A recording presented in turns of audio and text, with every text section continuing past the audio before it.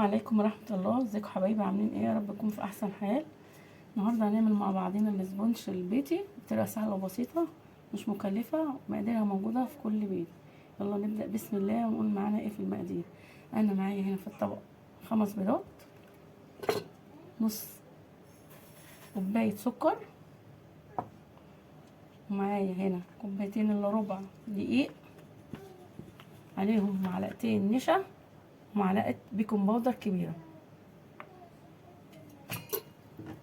يلا نبدأ بسم الله نعمل الاسبونج بتاعنا. انا هضرب دلوقتي 5 بيضات ونص كوبايه سكر.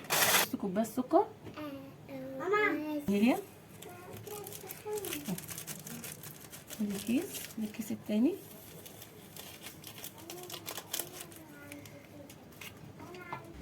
هضيف معلقه محسن جيلي كبير. هضرب المحسن الجيلي مع ال5 بيضات مع نص كوبايه سكر. هضرب الدقيق على الاسبونج بتاعنا. هي نص كوبايه ميه ساقعه، هحط حبه حبه بالتدريج واكمل بقيه الضرب. وهضرب بردك الاسبونج بتاعنا، نحطه في صينيه.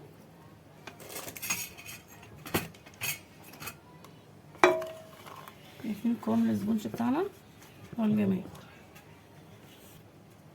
انا دلوقتي حطيتها في الصينيه، دهناها، حطها فيها فرشه فيها ورق زبده. هدخلها الفرن، مولعه الفرن من الاول على حراره 160. ما تطلع هنشوفها مع بعضينا. ورجعت لكم تاني بعد الاسبونج بتاعنا ما طلعناه من الفرن لحضراتكم. هنسوي الطبقه اللي فوق ديت.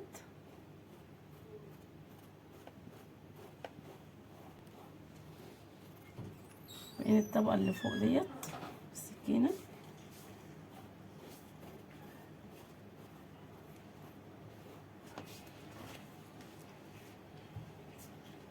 انا خلصت، قطعت الاسبونج بتاعنا 3 ديسكات. شايفين حضراتكم طريقه الكيكه. لو استفدتم من الفيديو اعملوا لايك وشير. لو لسه اول مره بتشوفوني اشتركوا في القناه. لو عندكم اي سؤال اكتبوا لي في التعليقات. الهدف من الفيديو دوت ان احنا نعمل الاسبونج بتاعنا بالدقيق العادي زي ما انتوا شايفين حضراتكم كده. بص الاسبونج الجاهز ما يفرقش عنه اي حاجه. شايفين حضراتكم الطراوه بتاعت ازاي عامله ازاي. اشوفكم في فيديو جديد، والسلام عليكم ورحمه الله.